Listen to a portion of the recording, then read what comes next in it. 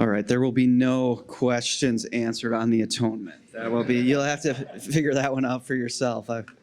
I want to survive the room and get out of here. So maybe you're the kind of person who's, pretty type A, and you're like, wait a minute, we didn't finish the diagram. You woke up in the middle of the night in a sweat, like, wait, we didn't get all the way through. So first of all, what I want to do is we try to complete this diagram is, I hope I took you somewhere yesterday, landed the plane a little bit. There's still a bit to say about what it means to live in secular 3. But just to review, I think there may be a person or two here who wasn't here yesterday, and this always just takes, well, remember, Taylor, it took 700 pages to be able to say this. But just reviewing what we mean by these seculars. Remember, we said there was a time where there was a world without the secular. So we tried to describe that world. Like I said, that world still exists within us. I mean, it comes out in very odd ways. Maybe we don't live deeply in an enchanted realm, but Halloween makes a lot of money because people like these episodic moments of feeling in an enchanted time. They also like leaving it, but they like going to the movie theater for an hour and a half and feeling enchanted and haunted again. These things still exist. Or one of my other examples of how we're never really quite as modern as we think we are. Remember the Super Bowl where Tom Brady led the greatest comeback in Super Bowl history? If you remember, one of the main stories the Monday after was that the Super Bowl was in Dallas. Someone had snuck into the locker room and stole Tom Brady's game-used jersey. And it was a big, big deal. And they had to get the Texas Rangers on it. And they found it in Mexico somewhere. When you think about it as just a pure kind of modern reality, why in the world does anybody want Tom Brady's sweaty, gross, game-used jersey? I mean, think about it just as pure rationality.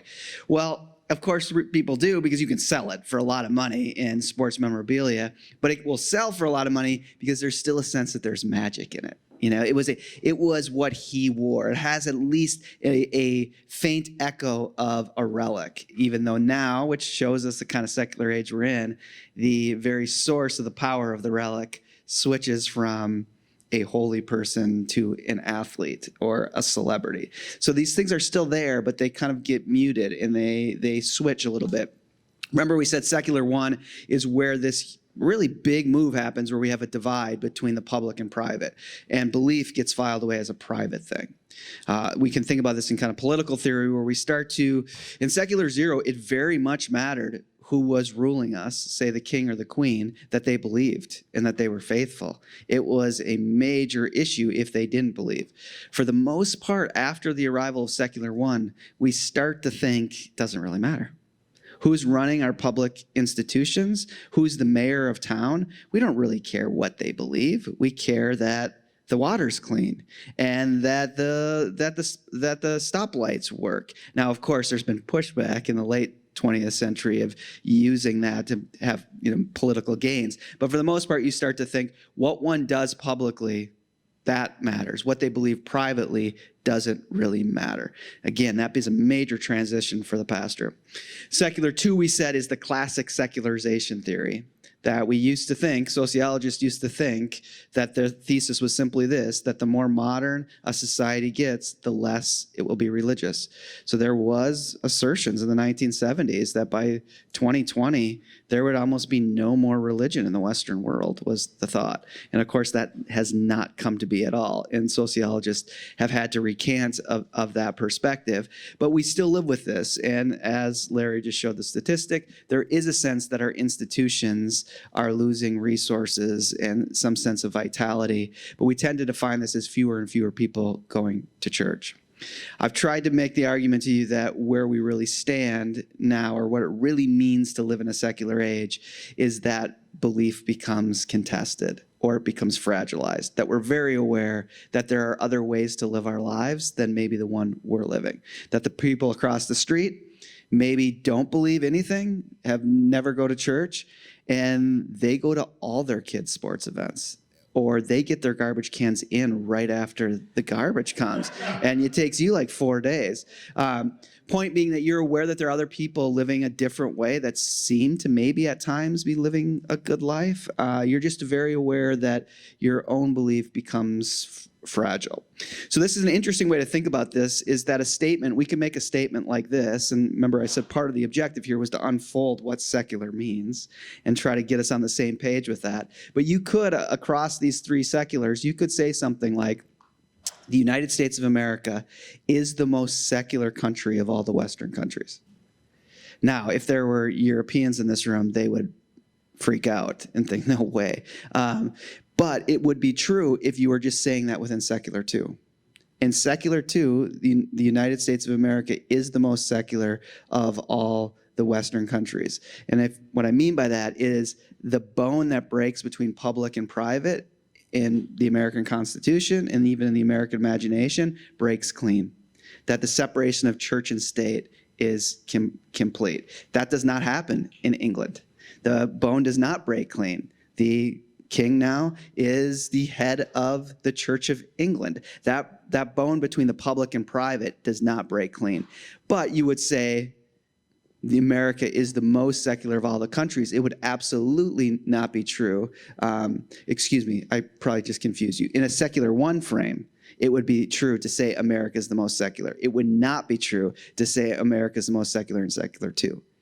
So when you look statistically, even when we're at, I think we just dipped under 50%, but you look in the UK, you look in the Scandinavian countries, that far fewer people actually participate in religious communities. But when it comes to secular one, the break between the public and private, it's less so. So you see how these different kind of seculars play out. Now there's something interesting about the American consciousness that I think is worth sharing. In 1939, Dietrich Bonhoeffer, he was in some pretty deep hot water. And the issue was that the illegal seminary at Finkenwalde was closed. He was trying to keep his seminarians going, but then war was declared. Hitler had declared all-out war, and Dietrich knew he was in big trouble because his age group would come up very quickly in the draft, in being brought into the military, and he wouldn't participate. So he didn't know what he was going to do. And, in Nazi Germany, you don't just get to say, I'd like to sit this one out. You find a revolver at your temple if you think that you are going to sit this one out. So he wasn't sure what to do. And Reinhold Niebuhr, the American theologian, happened to be in Scotland preparing his Gifford lectures. And Dietrich was getting his sister, who was married to a Jewish man, he was making ways for her to immigrate there and to be safe. So he was over in the UK and he talked with Niebuhr and he explained his situation. And Niebuhr said, I think I have a way out for you. I think I can get you to teach a summer session at Union Theological Seminary in New York. We'll have you teach a summer session, and then we'll set up a lecture series for you all through 39 into 1940. Surely you'll make enough connections that you can get a visa and you can teach at a seminary or a college. So Dietrich said, great. So he got on the boat. He sailed to New York Harbor. He got there, and that was it. That was the end. That was supposed to be the end of the story. Dietrich Bonhoeffer survives the war. But of course, as soon as he gets to America, he gets up to Union, he's staying in the seminary housing, and he feels utter regret.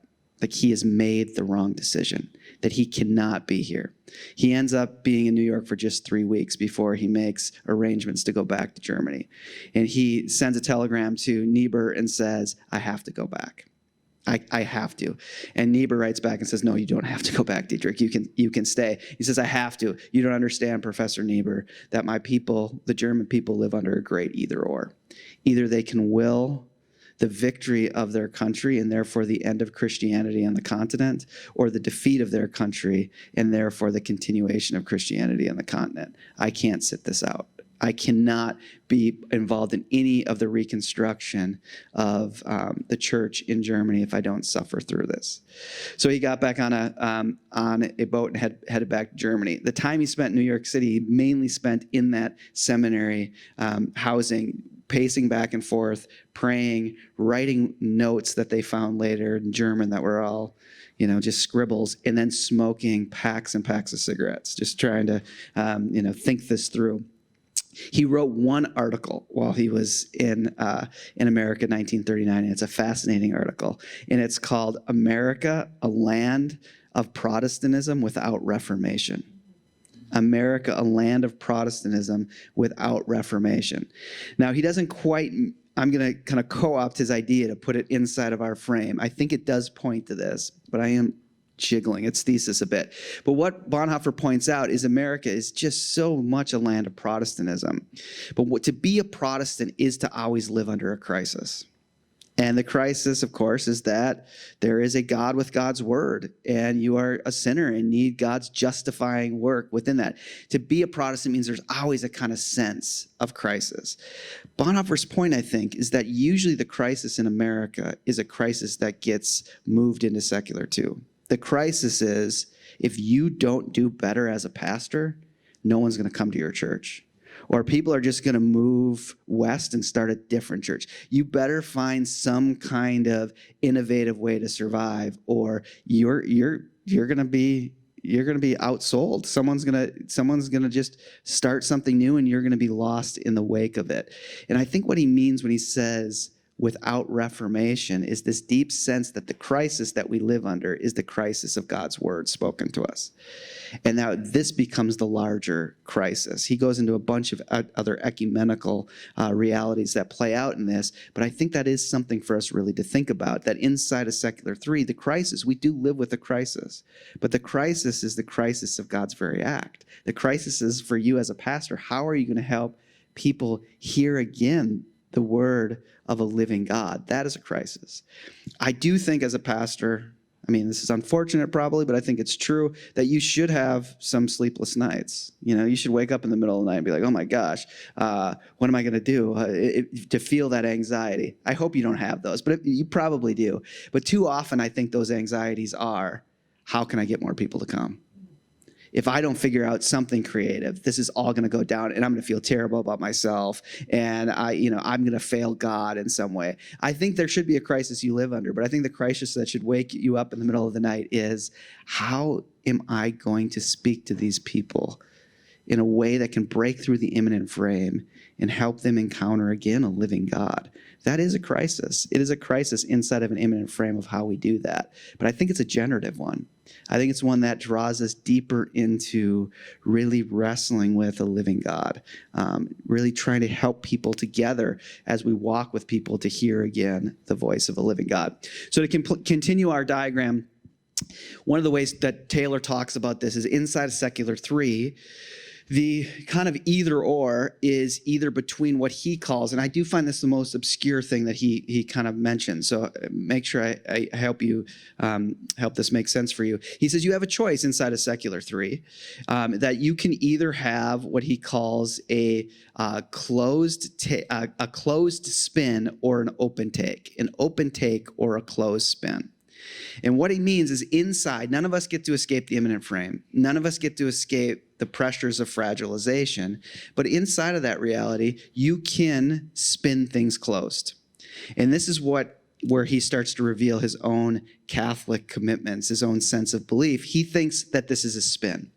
He thinks that you actually have to do a lot of work, like a 24-hour news person spinning the news of the day. You have to do a lot of work to spin it closed. You have to do a lot of work to ignore what this young girl's experience that we were told yesterday of looking at the stained glass and hearing Jesus speak to them, or just the wonder and beauty of the world, that you have to do a lot to do remember I told you the story yesterday where you're at your mother's funeral and that same song you hear is on the radio the next day. You can spin that experience closed. You can just be like, gosh, again, Jeffrey Bezos is listening to everything we say, or there's some algorithm at play here, or I'm just not going to think about that. Or Taylor's point is you can have an open take. You can be open to the possibility of this. This is kind of what Larry was saying about the ceiling being a closed brass ceiling, or are there lights at the top? Is it open to something more? And I wonder if at the core of what pastoral ministry is and the church is to help people into an open take, to lean into that, to journey with them in the sense of an open take. Now, what's really fascinating about Taylor is that he tells you that he has a little test to discern if you have an open take or a closed spin. He thinks he has a test to do that. It's maybe the most practical thing of a very impractical book that he has. And he thinks what he can do is, Taylor as a kind of narrative philosopher thinks that he has to tell you a story. But how you react to a story would tell him if you have an open take or closed spin. So I'm going to go back to that picture. So he says, let me tell you the story of Francis of Assisi. This is my favorite picture of Francis of Assisi because it feels like it was made by the people who produced Marvel or something. Like the angel comes and is shooting him with, I don't know what, this angel or this representation of Jesus shooting Francis with some lasers. I think this is like from the 14th or 15th century. But this is what Taylor would say. Let me tell you the story of Francis. Most of you know the story of Francis. Francis is a rich kid. His father has a cloth business. It's doing pretty well in Assisi. And Francis is primed to be the inheritor of the business. But he's also a kind of strange kid. And he's been escaping in his kind of teenage years, early adulthood, to a cave. And he's been praying. And he's been hearing Jesus talk to him in this cave. But his father says, it's about time that you start taking more control of the business. So he gives him a cart filled with fine cloths. And Francis walks to the next town and he sells it all. Raging success. Such a success that he even sells the cart. And now he has a bag full of money and he walks back to Assisi. But he's just had this sense that God's calling him to something. So he walks into this little church outside of Assisi and he goes to the Catholic priest and he asks the Catholic priest to take the money. He gives him the money and says he wants to give the money to him. Well, the priest is smart enough to not take the money and he refuses to take the money. So Francis, who's quite weird, takes the money and throws it out the window. And then he begs the priest if he can just stay at this church. The priest relents, allows him to stay there. He stays there like 2 weeks. His parents start to get very worried about where Francis is. I think they're very worried about where the bag of money is. So they go looking for him, and they find Francis, and they take him home, and they lock him in his room because he keeps talking about how he doesn't want anything to do with this. He wants to follow God. He wants to give this all up. So they lock him away, and I think they think, we're gonna ground him for a while, and then he'll come to his senses. He never comes to his senses. So they say, oh, fine. If you want to give this all up, that's fine, but you have to go before the bishop and denounce everything. Denounce the company, denounce your birthright, denounce everything. And I think, again, they think this will scare him straight. Like he'll go before the bishop and be like, yes, I denounce everything except the house in Hawaii. I'll keep that. He'll at least hold on to something. So he goes before the bishop and they try to scare him straight. And the bishop asks him if he'll renounce everything. He says he will. He says, do you truly renounce everything? He says, I do, to the point of giving up the clothes on my back. He takes off all his clothes and stands before the bishop stark naked and leaves stark naked and is weird. It's a very weird situation. Francis is very strange. But then, of course, lives this life in poverty and, talking to birds and in this great mystical way. But Taylor's point is, let me tell you that story, and how you respond can give me a sense if you have an open take or closed spin. If you have a closed spin, you think, oh, there it is again. See how dumb religious people are? See how dumb and potentially abusive religion is? It makes you do the dumbest things. It makes you give up your money. My gosh, that's just disgusting. At some level, he says that would be a kind of closed spin. You have an open take if your perspective isn't, please, for goodness gracious, isn't to strip off your clothes. It would be, sorry, that was probably an inappropriate joke for this early in the morning. But he said you would have an open take if you think, my gosh, I don't know. That seems overwhelming. Could God call people to do things like that? What would that mean? I really hope God doesn't call me to do that. I don't know that I could live up to what Francis did. I don't think I could give everything up. But man, is there something to that? What kind of human life would that be? What's there? So it's not a sense of just coming to commit to something, but it's to open up, to lean in, to wonder. And I do think this is part of what pastoral ministry does, invite people into this kind of open take. Now that's Charles Taylor, Catholic philosopher. He says, look at the story of St. Francis. I say, watch the movie Jeff Who Lives at Home. Has anyone seen the movie Jeff Who Lives at Home? I gotta tell you, you've seen it. This is tell me if you agree with my official review of this. This is a just right down the middle, average movie. Not a great movie. Not a great movie at all. I mean, this is like 3 stars out of 5, maybe 2.5. Not a great movie. But you all have to respect that I'm now going to tell you about a very average movie. You know, very rarely do you have someone stand in front of you and say, this movie pretty much is not worth your time. But now let me spend 6 minutes telling you about this movie that if you watch it, it's not, you know, it's okay. But it is a very fascinating movie in the sense that, so Jason Segel plays Jeff. He is your young adult who has failed to launch. He's living in his mom's basement. And his older brother, Pat, who is played by Ed Helms, he has launched, but he's not quite living a good life. He's selling stereo equipment, but what sets his kind of moral trajectory is he has one thing he is living for, and he's living deeply for it. His whole marriage is revolved around it, which does not make his wife happy. And the one thing he's living for is to drive a Porsche. He wants to lease and drive a Porsche. And the movie starts with him getting the Porsche. And he's like at breakfast with his wife. He's like, honey, we've done it. Our dreams have come true. She's like, what do you mean? It's like, go look outside. There it is. She looks at it and takes his pancakes and throws it on his Porsche. Like she is not happy. Their marriage is not in a good place. Well, we flash to Jeff, who's in his basement, and he's watching TV, and his mom calls and says, Jeff, what are you doing? And he's like, I'm doing nothing. She's like, I need you to fix this shutter outside. You need to go to the hardware store and get some glue to fix this. Hangs up the phone rings again, thinks it's gonna be his mom, picks it up, and on the other line, someone says, yo, is Kevin there? He says, there's no Kevin here. I think you have the wrong number. No, don't lie to me. Get Kevin on the phone right now. No, there's no Kevin here. Don't lie to me. Get Kevin. I need to talk to Kevin right now. No, I'm sorry, you have the wrong number. There's no Kevin. Get Kevin on the phone. I need to talk to him. There's no Kevin. Get Kevin on the phone right now. No, there is no Kevin. Get Kevin. No, there's no Kevin. Click. Jeff hangs up the phone and thinks, Kevin, what could it mean? What could this possibly mean? So he gets up to go to get the glue from the hardware store, and he's getting on the bus, and he sees this kid in a basketball jersey.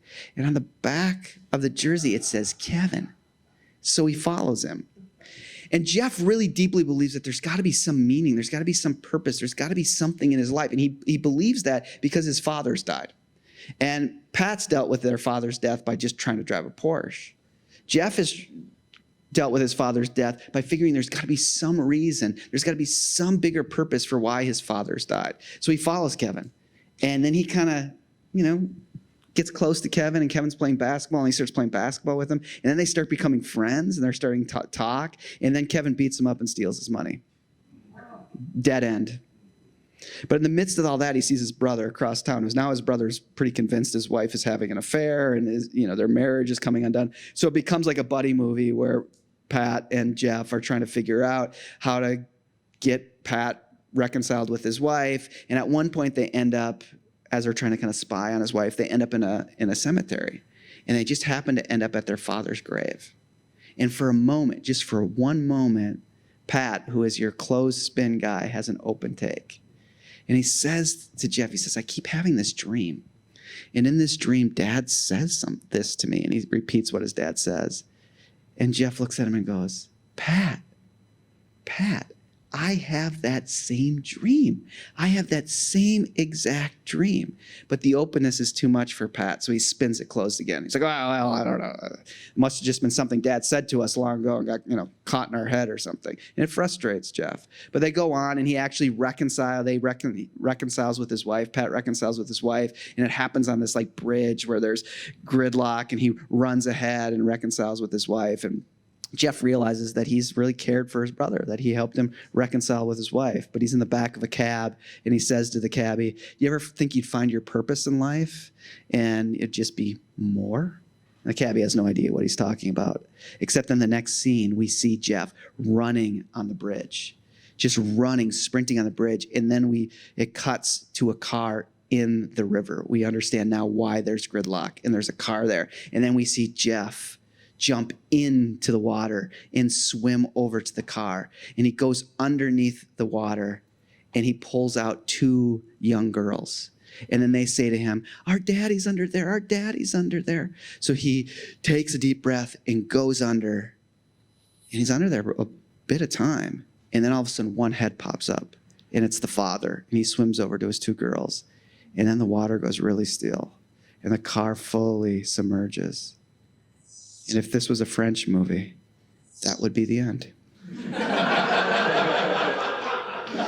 Jeff would be dead, and you would like it. But this is not a French movie. This is an American movie. So just when you think Jeff is dead, he pops up. So then the movie ends, of course, right where it began, with Jeff in his basement watching TV. But the news story comes on. And the news story comes on and says, bridge whatever today, a car went over, and a local citizen saved two girls. Two little girls come on, and they go, we just don't know what would have happened if we would have lost our daddy. If we would have lost our daddy, we just don't know. We just don't know how we would have gone on. Of course, which is Jeff's very story, living out of the wound of losing his father, which compels him to give up everything, to jump into the breach for these two girls. But then, of course, we see the father come on, and the father talks about his experience, and the little banner comes up with his name, and of course his name is Kevin Ryder or something like that. But the point of this is that Jeff has this sense that there's something more, there's a deeper purpose, there's something to walk into. So Taylor would tell you the story of Francis of Assisi, and I tell you the story of Jeff. Is Jeff just an idiot, or is there something? And do we kind of lead people in the sense of even faith formation to lean into the depths of their narratives, that there's some bigger story here that pulls at you. And it's open. We don't know. And I think it's very helpful when Taylor calls it an open take, that you don't get to pound your fist on the table anymore and say, we know if this is true for sure. I mean, we may say these things are true, that we would die for them. But it still is a walking in, a kind of open take. So if we've looked at kind of pastoral ministry being about access or being about demonstrate or being participate, in Secular 3, it really becomes about believing again through encounter. The sense of believing again through encounter. And maybe this is the core of what it means to be a pastor, to be a congregation, is to help people believe again through encounter. And by encounter, I mean encounter with this living God. Encounter with one another who hold our stories and journey with us, that there's this deep sense of encounter. So I wanted to tell you one more story. My slides are a little out of order, but this is a picture, and I think this is a fascinating way for us to kind of think about as we start to pull this to conclusion here, and we think about the anxiety we live under. This is a picture that's, and I'll explain this. Let me give you the backstory to this. So last August, almost a year ago, my family and I walked the Cuthbert Trail. It's a pilgrimage that starts in southern Scotland and walks all the way to northern England. It's a 63-mile walk. For some reason, my wife, who is a kind of mystic, wanted to walk this. We decided to walk it with our children, and we planned it for summer 2020. Well, that didn't happen. So then we rearranged the whole trip and decided we were going to walk it summer 2021. Europe opened, but Scotland never opened unless you wanted to do a 10-day quarantine before. So we didn't do it until last year, August 2022, which was quite a beautiful thing, because our kids were now, we had a rising senior and a sophomore. And it really became a walk for us as parents of letting our kids go. And in many ways, watching our son walk far ahead of us. So we walked it over 7 days, 63 miles. It became a kind of spiritual letting go for my wife and I of our kids. But the story I want to tell you is, you get to the end of it, where it ends is on the holy island of Lindisfarne, which there was a monastery built there in 635 by Aidan. And you walk it, and you get to right before, it's an island that becomes accessible through the mudflats when the tide is low. And so when you walk it as a pilgrim, you get there when the tide is out, and you have to time it by the year, and then you walk the last 2 miles on the mudflats. Well, it's also a really hot tourist area to go. So there's a causeway, and you can just drive across it, and a lot of English and Scottish folks spend a day there, and they cross it. Great ice cream on the island. I mean, small little island, but great ice cream. There's a old castle, the monastery from the monastery in pieces is still there, and there's still a little church. So we walked it. We walked over the mud flats to finish our 63 miles. And we got to the beach on the other side, and we embraced, and we'd done it. We'd walked 63 miles. And it was a really spiritual experience, I think, for all four of us. But then I had my Martin Luther experience, which Luther walked from northern Germany all the way to Rome in 1515. And then he got to Rome and he hated everyone and hated Rome, hated everything, was convinced that the Holy See was corrupt as he just looked at what had happened here, saw that the people are trying to make money off of all these relics and things like that. I had that experience. So once you get to the beach, you kind of get pushed onto the major road there, and you just have like 300 yards to get to the monastery, and then it's done. Well, there's also a huge parking lot where all the ice cream seekers are pouring out into that street to buy t-shirts, and I come with my pack. I've walked 63 miles, and these people are in my way, and I feel this. We just felt this holy moment of finishing this walk on the beach, and now I just hate every one of these freaking people who are in my way, and I want to say to them, I walked 63 miles. You're walking 300 yards. Well, we get to the monastery. We embrace again. Of course, we take a selfie, and then we go find our accommodations. Now, the island is fascinating because it's just two different places. When the causeway's open, it balloons to 800, 900, 1,000 people on the island. But by the time the water starts coming in, there's only accommodations. There's only like 30 rooms on the island. So all of a sudden, you come out after the water's back in, and you're in a different place. You're in a small town. And you can kind of feel the spiritual depth of this place. So we go over and we decide they do evening prayer every night at this little church, the church that Aidan built. Some of these stones have been on top of each other since 635. So we go in, an Anglican priest leads us in evening prayer. There's probably 20 of us, half people in the fishing industry there, the other half other pilgrims. And then we finished. It was a beautiful moment, but we walked and we kind of walked around the back of this church and we found this picture.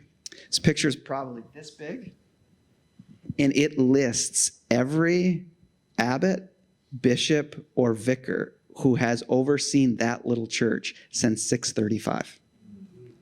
So it goes from 635 in Aidan all the way here to, I think that says 2018 when they got their last vicar, Sarah Hillis. From 635 to 2018.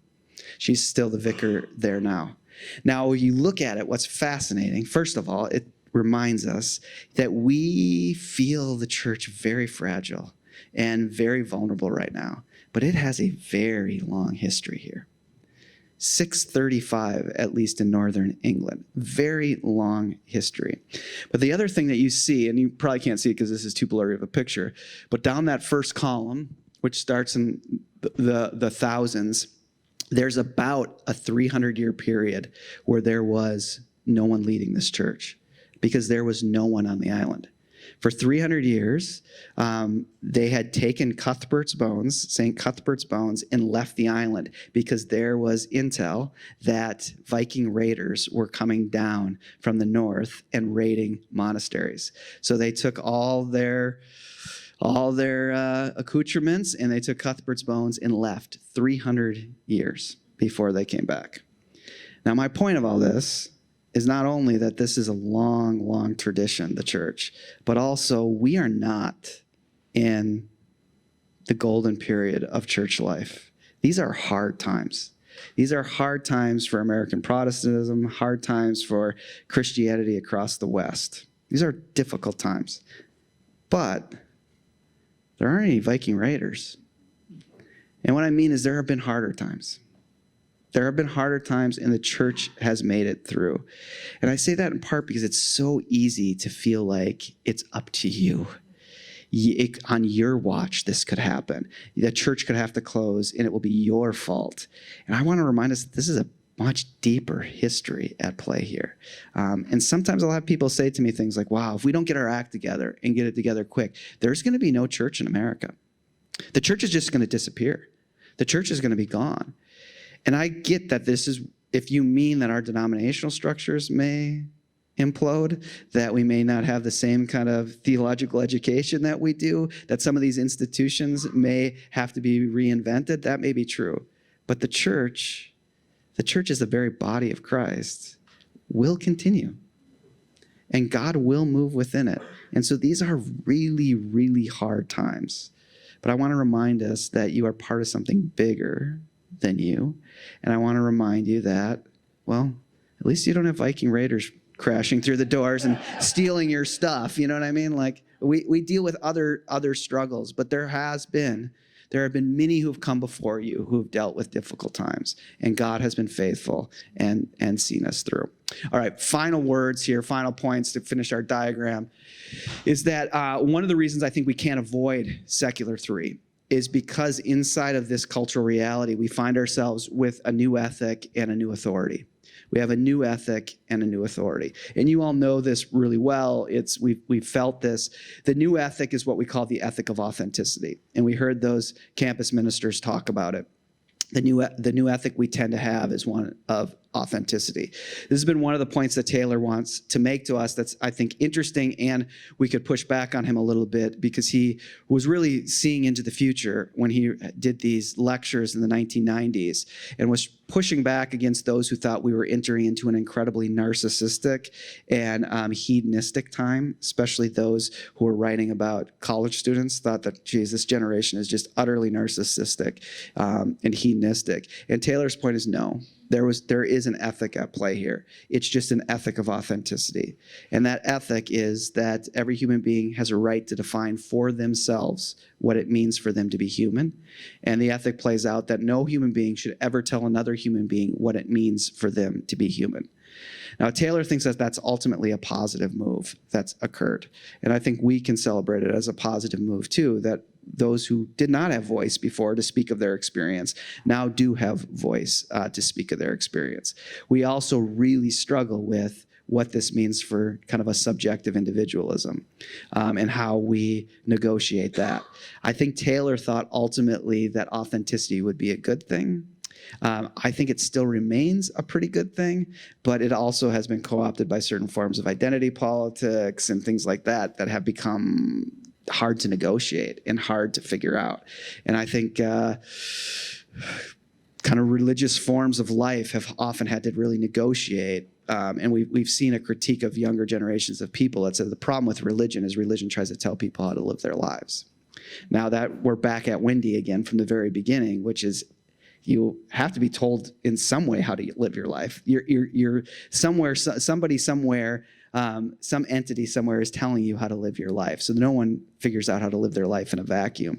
But maybe for good reasons, we're really concerned about that. But we have to negotiate that reality. So you can see why this kind of open take is really necessary inside an ethic of authenticity, that we can find some deep normative commitments, but we're going to have to find them in the midst of people's life journeys, in the midst of their experience. We can't just simply say, well, your experience doesn't matter. What matters is, what we've always believed. In another sense, we can say what we've always believed or what the tradition says can inform what your experience is. And we can walk into that tradition to think about what it means to be human and what it means to live your life. But it will take, in some sense, more of a spiritual direction point of pastoring than just a kind of top-down telling you what you should believe. It's really walking with people and journeying with them.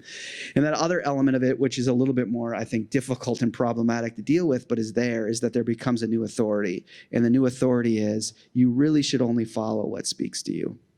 If it doesn't speak to you, then it might work for someone else, and that's fine for them if they give that authority. But if it doesn't work for you, you really shouldn't give it any commitment. So here's my final story, and then I'm going to hand it over to Larry to lead us into discussion around our tables. But there's a professor, New Testament professor, that I know who tells this story. So this is this person's story. He talks about how he had met a guy out about in the church at a conference or something, and he was a big kind of weightlifter guy. Was really into weightlifting, really buff, muscular guy. And they start talking. And this guy talks about how much he just really, really loves Jesus. Like this guy had a kind of conversion experience, and he just really, really loved Jesus. And at first the professor was a little skeptical or thought it was a little odd, but he talked to him more, and this guy I just really love Jesus. Jesus just is everything to me. And eventually he believed him. Like this was a really genuinely beautiful thing. And the guy just talked about how important Jesus was to him, and Jesus meant everything to him. He says, "God, that is just really amazing. I'm really impressed by you." He said, "Well, I'm going to ask you a really strange question." He said, "I'm a New Testament professor, but I also look at the history of the early church, and one of the things I study is the early martyrs. And I'm wondering, you're so into Jesus, and I really believe how genuine this is, how authentic it is. I'm wondering, this is a strange question, but do you think you would die for Jesus? Do you think you would die for Jesus?" And to the young man's credit, he kind of stepped back and he thought about it. Like he really thought, would I be willing to die for Jesus? And he was silent for a few beats, and he said, yeah, I do. I think I would be willing to die for Jesus.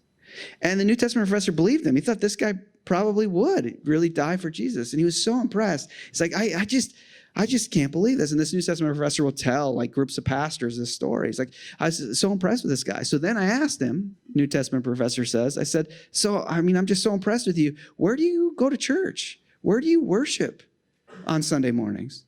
And the weightlifter guy says, I don't go to church. I don't worship on Sunday mornings. So what do you mean? Well, no, I don't go to church. And he says, why not? He's like, well, it's just boring. I find Sunday morning worship just boring. I don't go. So the New Testament professor telling this story to a group of pastors says, this is his zinger line, the line he lands. He says, so I said to him, let me get this straight. You'd be willing to die for Jesus, but not be bored for Jesus?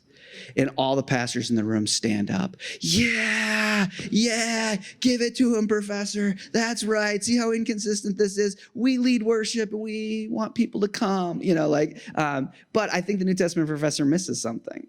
And he misses this kind of new sense of authority, that this isn't just purely a thin-veiled, pathetic kind of, I only do what I feels good. His point of it being boring means it has no authority. It has no purchase to speak in his life. This is really quite a challenge for us, I think, in the context of ministry, that the authority becomes how it speaks to you.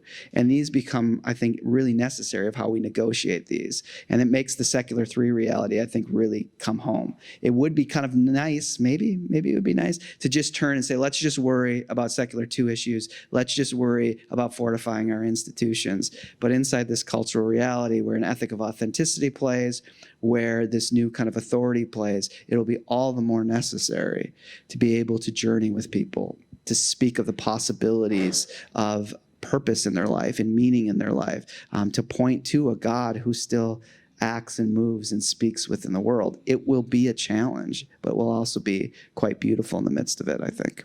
All right, Larry, let's turn it over for conversation.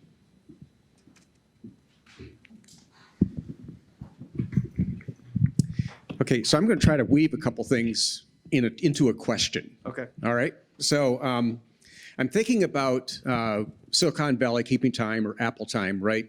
And so Apple time works really fast. Every year, right, we're expecting a new iPhone. Right now, for those of you who do this kind of geeky stuff, iPad OS, the beta is out for the next one, and I'm a beta tester, so I'm very excited about all those kind of things. That's the new authority. He's a beta tester. I'm a beta tester, yeah. And with that, though, there comes that speed up also in the church, and our people are expecting that creativity and innovation are going to be our salvation. And yet, as we talk about secular 3, you start talking about kind of slowing down for pastors, in a sense, right? It's more relational, more hanging out with people, more, helping them spin things open. Yeah. I also know, I think this is true, somewhere you talk about slow church does not work. Yeah. So I'm curious how we as pastors and church leaders kind of balance a congregation that's saying, yeah, creativity, innovation, that's life. We expect things to go faster and faster, but we're into secular 3 where we need to help slow things down to spin. And how do we navigate that reality? Yeah, so don't let me answer too long. I'm very insecure that I just keep talking and talking and talking and then keep you from around your tables. But one of the things I do want to point out is in your reference that's like just slowing down won't work, or for moving from slow food to slow church, that won't quite work. It could work. If you can do it, you should do it. Like, you should slow down. You should take more vacation. You should do all that. But speaking of vacation, we also see that there's something insidious about the late modern accelerated life that makes all the kind of imposed or the kind of socialized slowdown periods not really work for us anymore. So there's 3 of them that we have that are kind of in our lives that are supposed to slow us down. We have the weekend, we have vacation, and then we have the ultimate slowdown, the eternal vacation, retirement. These 3 things are supposed to be times where we step out of the accelerated mode of late modern life and slow down, take a break, do something different. But what we're realizing, if you're like me, that none of those really work anymore. You have the weekend, and one to-do list gets shaped by another one. And if you're, particularly a middle-class person, you're like racing around to get to your kids' stuff. You're trying to get the yard work done. You're trying to figure out how to do this and that. Sometimes you feel like you need a weekend from your weekend. But vacation is a major one. Like, you go on vacation, you maybe even have a great 7 days, 10 days. And then probably day 6, day 7, you start to get this kind of dread come over you. And it's not like high school where it's just going back to school. It's your inbox. That you are going to go back to the office on Monday and you are going to have hundreds and hundreds of emails to go through. And you start to wonder, in the midst of this, should you have ever gone on vacation in the first place? Like, is it worth it that the first 3 days after your holiday, you have to race like mad to catch up, that you have to pay for this holiday with 3 days of utter terrible work? If you're super rich, you could just bring your administrative assistant with you, and while you hit golf balls or lay on the beach, they could do your emails for you. But for most of us, that's not an option, but those emails have to be returned. And then you get to retirement, and we have all sorts of people, you all know this well from people in your congregations with retirement, that they can't wait for retirement. They get to retirement, and 6 months in, they're like, oh my gosh, I can't do this. If I hit another golf ball, I'm going to go crazy. I'm going to go start another business. I mean, there's a kind of jumping back on the acceleration. So just slowing down won't be enough, that we need a different kind of way of acting in the world. And this is what Hartmut Rosa means by this sense of resonance, where we feel resonance is a slowing down, but it's more than just a slowing down. It's a connection to something again. It's to be able to encounter a living world again. And particularly within the Christian tradition, we'd say encountering a living God again.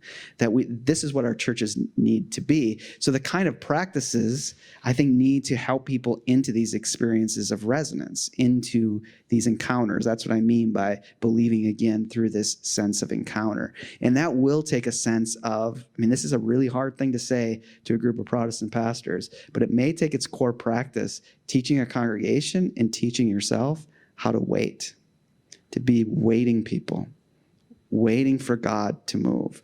Remember, through the biblical story, there is a lot of waiting. Remember Abraham, at least Paul's great model of faith, waits and waits and waits and waits. And when they take action to do God's work with Ishmael, we find out that Ishmael is not the fulfillment of the promise. That there's a deep sense of what it means to wait and wait on God. And when I say wait, I don't mean like wait for a delayed flight. I have a lot of experience with that. That kind of waiting, it's really hard to love the world when you're waiting that way. Only the greatest mystics you can sometimes see them in the airport who are like loving little children and just loving the delayed flight as they look at Cinnabon. I'm not that way. I'm like, get this freaking flight going, because you feel like your action is interrupted. But the kind of waiting I think that we're talking about is waiting in anticipation. what it means to wait for the possibility of God to act. What does it mean to wait, being very attentive to the stories in your congregation? How do you, in a leadership mode, start to kind of hear these little lines that come out that point to there's a big story here, and be really curious of that and want to hear that? And maybe even help those people share that with the community. I mean, like the story I ended with yesterday with Rachel, that there needs to be a sense in this, I think in this big Presbyterian church she was in, that she was really committed to and found a lot of support and love. There was also a sense that they were moving so fast because the programs were so much and they had to keep going, that no one to their, not to be compassionate to them, no one had the time to ask her, tell me about that. Tell me about how you made it through, to be curious with that, or then to take it to the next step and to say, oh, geez, do you think over Lent you might share this with this group of people? Or do you think that you might, with our confirmands, share this story? Could I help you think about how you could share this with them?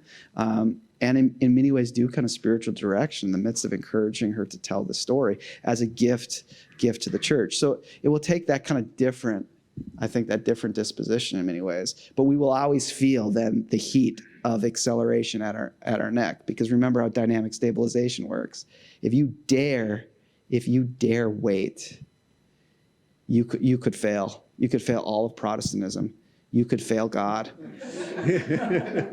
And I again want to remind you, you do not open the door to Viking Raiders. So, there can be a little bit of breathing here and trusting that God is God and that this church is God's responsibility. And we're called to bear some of the weight of that, but this is God's responsibility, and we're called to be faithful to this living God. Thanks. It reminds me, for some reason, of some work we did with Susan Beaumont on liminal space, and she was having a conversation with us, and we were all old people like me. A lot of us were in this conversation. She said, many of the pastors in this call will never get out of ministry, and they'll still be in liminal space. That in-between space. And I think we are in that liminal moment, right? We're trying to figure this next space out. And a lot of us may retire before we even get past that place.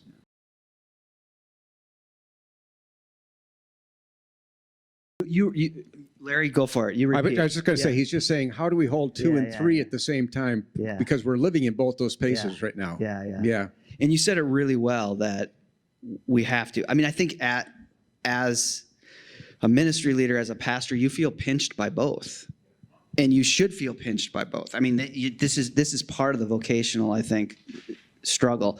But what I want to reiterate, like what I tried to say yesterday, it isn't a stage theory. So you don't ever really leave secular two. That there's these secular two realities, you still have to hold on to them. One of the ways that I would want us to kind of frame it, like I think sometimes people assume like I'm utterly anti-programs. I'm not. I think you need them. You need spaces to gather people. If we think of a program as a space to gather people where persons can actually be in relationship, that's essential. What I'm most really concerned about or want to push us towards is really being curious and open to how people encounter the living presence of God.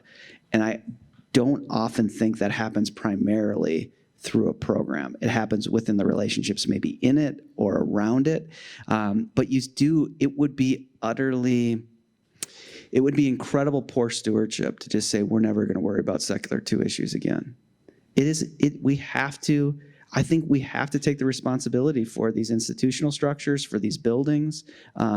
It's easy. I think it's easy to be really rock and roll and be like, who cares about these?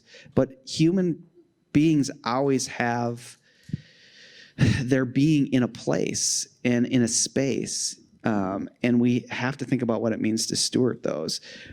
What I just want to push us away from is allowing secular two to become the whole game. And then I think it does start to raise other goods that can lead us to not be thinking about this sense of encounter. And I do, to reiterate, I think you feel as a pastor pinched on both sides of these.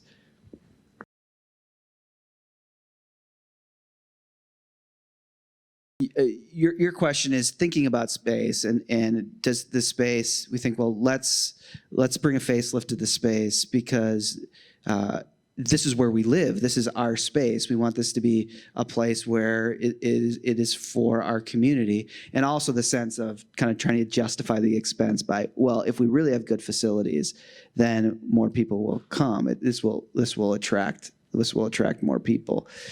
And so it's a hard thing to negotiate, because I think the last thing we want, and maybe the last thing we can be in some sense as Protestants in the broadest form of the evangelical tradition, and what I mean by that is like going back to the Reformation even, of bringing the good news, of bringing this message, is to be just insular. But at another level, the kind of optimization just to win market share is really acidic as well, I think. And what it will, I mean, one of the things we didn't talk about yesterday about dynamic stabilization is that what it ultimately does is it will end up burning you out. And so one of the odd things, and there's a lot of social theorists who are really interesting, and most of them tend to be based on the continent, who are talking about one of the outgrowths of this kind of optimizing dynamic stabilization that lands in our own realities is that it leads to societies that struggle incredibly with forms of depression. So there's a book by a Parisian theorist named Alan Ehrenberg, which doesn't sound very Paris-based to me. But if you saw a picture of him, you'd be like, oh yeah, that guy drinks wine in a salon. But he wrote this book. It's fascinating. So it's published in English by McGill out of Montreal, and the English translation is The Weariness of the Self. And it's a genealogy of depression. He's looking at how depression became kind of the common reality that we late modern affluent people, as we were talking about at the break, really struggle with. And but it's more fascinating in its French, like the original French. And so now I'm going to try to do French, which makes me seem cool, but I really butcher every language I ever do. So it's called, oh gosh, now under pressure, can I do this? La fatigue d'être soi, the fatigue of being yourself. Wow. And that's fascinating, because what he thinks that happened post-1970s is that we all were having to curate our own selves, be this own unique self. And what happens as a larger phenomenon, as a larger social phenomenon, I don't mean this as like a psychological reality, but as a larger social phenomena, that inside of the need to always be curating and performing yourself, when you just simply don't have the energy to keep doing this, you can easily slide into a form of despondency and a kind of form of depression. So the performative self makes way for burnout, which leads to a kind of sense of depression. I think one of the biggest issues that a lot of Protestant churches deal with is that I think we have the la fatigue d'être aiguise, that we're too tired to be church, that people are just exhausted. And so we want to justify, say, a building or whatever, but we usually justify it by saying it will give us the access to do more, to get more people, to kind of optimize the experience, as instead of saying this becomes a place to be and be together. So, I mean, another dynamic to think about this is the difference between kind of forms of action that are about having and forms of actions that are about being. Erich Fromm, the social theorist, talked about this a long time ago. And he actually blames Protestantism for this having mode, because one of the things that Protestantism does is it equalizes all forms of action. In other words, like a priest's action and the farmer's action are equalized. They're all done before God. But potentially, as the story unfolds, is it creates a vacuum for us to not have any really way of discerning which action is better. So then the way we discern the best action is the action that exerts the most energy. And this is usually how, I mean, I don't know, this is a moment of confession. In my marriage, when we fight over who's exerted the most energy in our action. Well, I've worked 60 hours this week, and I can't unload the dishwasher because I just mowed the lawn, and I did this, and I did that, and I did this. So therefore, because I've given the most energy, supposedly I win the argument. And the point is that becomes insatiable. Then the best action is just who can do the most, which is then why we have people. I don't know, is this true in your lives, that usually your response when someone says, hey, how are you doing? You're like, good. I mean, I'm busy, but I'm good. I'm busy. And busy usually means kind of two things. It means, first of all, it's a statement of, in some sense, a statement of status. Like, I'm in demand. I got reach. I got stuff going on. Like, I'm not just sitting around. I'm living a good life. But you're also saying, like, it's becoming a bit much. And that also has its, you're flexing a little on that too. But you're also like, I could see a world where I could become really depressed out of being really, really exhausted. And I do think that we have churches that feel that way. And I went to a church, a big Lutheran church in North Dakota, beautiful church, new wing, like a fireside room with leather couches, a big youth room. And this pastor invites me in to give a presentation to his staff. I'm like, man, this place is impressive. He's like, yeah, we still have to pay back on this. And we walked to his office, and it's like just huge staff, associate pastor here, associate pastor there, music director, grade 4 pastor, youth pastor, but all these. And he's like, it's great. It's a great church. But he's like, I think if I actually had to describe our church, I would call us depressed. Like, it's still North Dakota.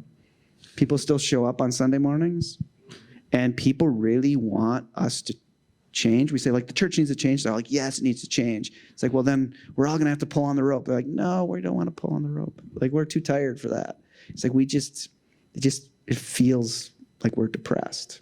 And part of the fear of depression, of course, is a larger phenomenon, is you feel disconnected. And it feels hard to feel connected to anything. One of the descriptions often is that in the midst of this larger kind of cultural depression is you feel like the world doesn't speak to you.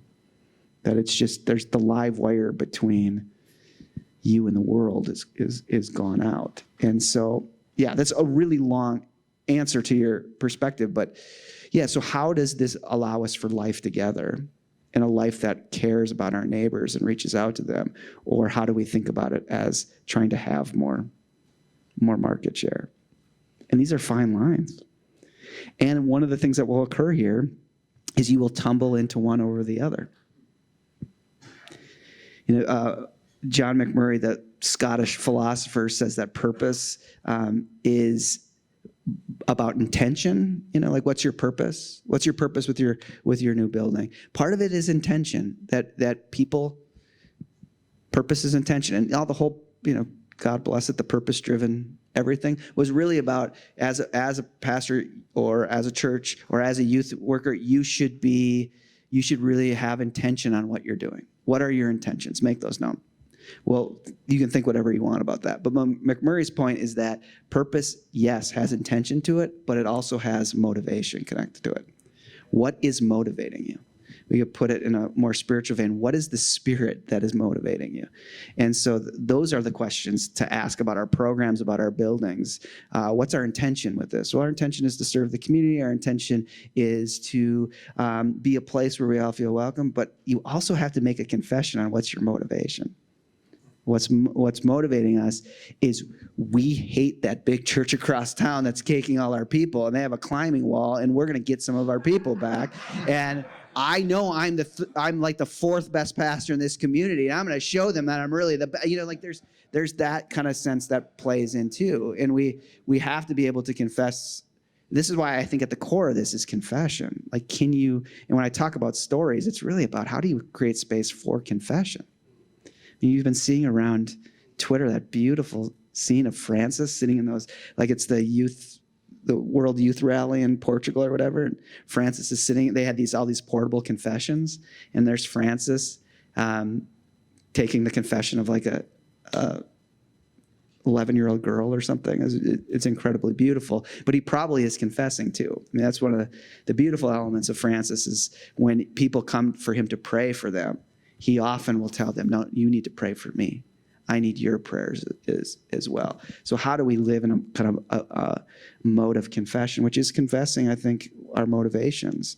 And we all feel triggered by this stuff, but we have to confess that. So intention is both of those things, which is exactly what a parent asks when they're told that, this person's taking their daughter or their son out on a date, and you say, what's your intentions with my daughter?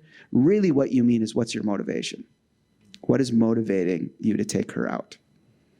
What's the motivation here? To know her, to care for her, to have an encounter with her? Or is there something more sinister behind this motivation? And I think that becomes a huge key piece as pastors. How do we have friends and community that can help us get in touch with our own motivations? How do we confess those? How do we help the congregation do that?